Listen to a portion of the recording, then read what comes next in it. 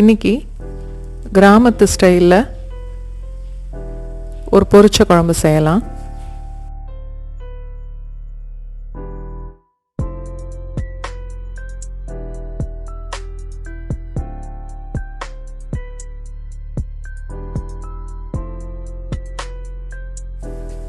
ஏதாவது ஒரு எண்ணெய் பொரிக்கிறதுக்கு 200 ml,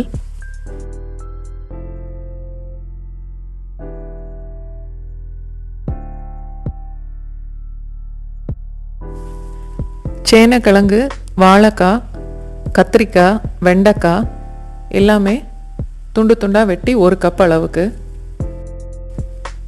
ஒரு காயாக எண்ணெயில் போட்டு ஒரு 3/4 அளவுக்கு அதை வேக வச்சு அரைச்சி எடுத்துக்கணும்.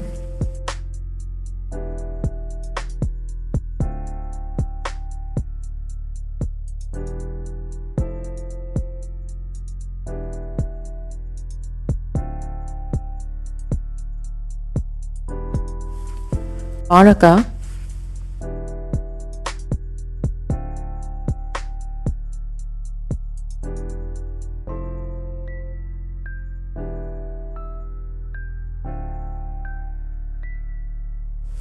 கத்திரிக்காய்,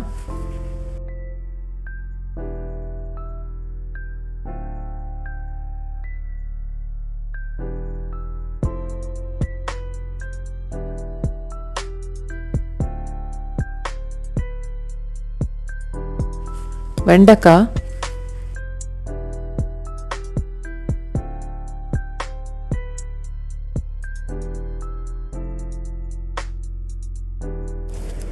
என்னோட சேனலை சப்ஸ்கிரைப் பண்ணவங்களுக்கு ரொம்ப நன்றி. என்னோட வீடியோவை பார்க்குறவங்களுக்கெல்லாம் ரொம்ப நன்றி.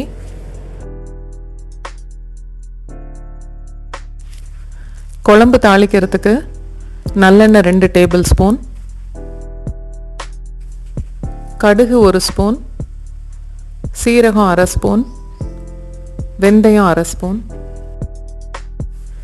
புளிக்குழம்பு, காரக்குழம்பு, வத்தக்குழம்பு இதெல்லாம் செய்யும்போது நான் நல்லெண்ணெய் தான் தாளிப்பேன். இந்த குழம்போட வாசனையே ரொம்ப நல்லாயிருக்கும். நீங்களும் அதை ட்ரை பண்ணி பாருங்கள். வெட்டின வெங்காயம் ஒரு 1/4 கப்பு, 1 கொத்து கருவேப்பிலை,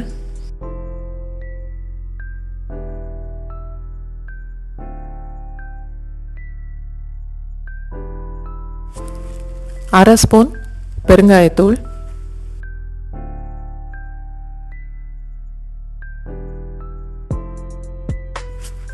மூணுலேருந்து 4 ஸ்பூன் அளவுக்கு மிளகாத்தூள், 4லேருந்து 5 ஸ்பூன் அளவுக்கு மல்லித்தூள்,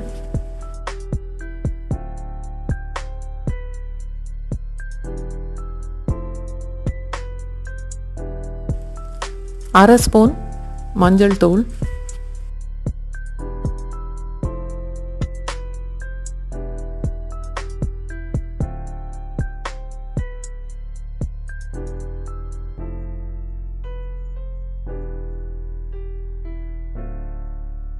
ஒரு சின்ன எலுமிச்சம்பழம் அளவு சைஸ் புளியில் கரைச்ச புளி தண்ணி.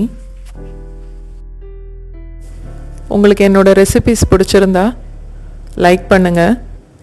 என்னோடய வீடியோவை உங்களுக்கு தெரிஞ்சவங்களுக்கு ஷேர் பண்ணுங்கள்.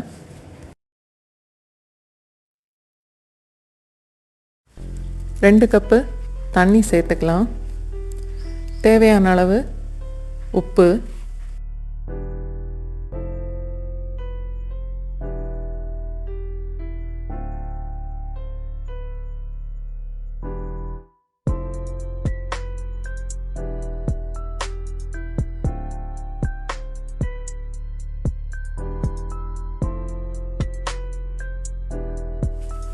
மூடி வச்சு மீடியம் ஃப்ளேம்லேயே குழம்பு கொதிக்கட்டும்.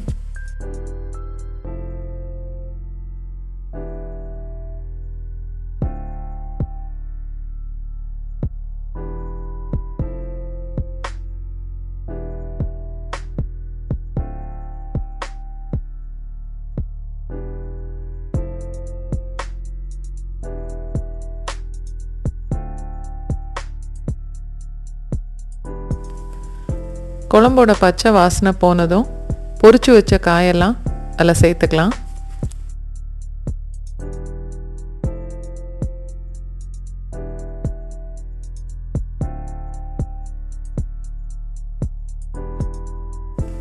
மீடியம் ஃப்ளேம்லேயே இருக்கட்டும்.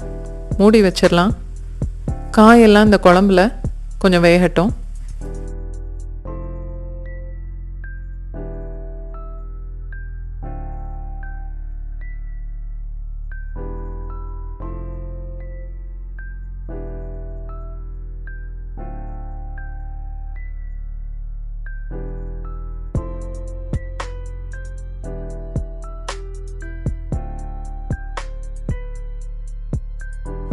என்னோட சேனல் சப்ஸ்கிரைப் பண்ணாதவங்க சப்ஸ்கிரைப் பண்ணிக்கோங்க. உங்களுக்கு ஏதாவது சஜஷன்ஸ் இருந்தால் கமெண்ட் பண்ணுங்கள்.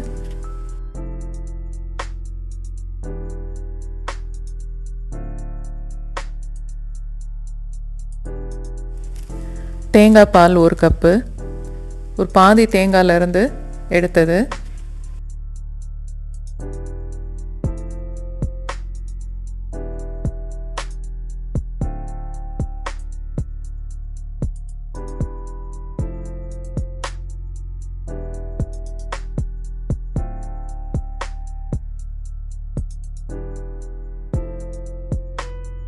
தேங்காய் பால் ஊற்றுனதுக்கப்புறம் ஒரு தடவை நல்லா கொதிச்சா போதும்.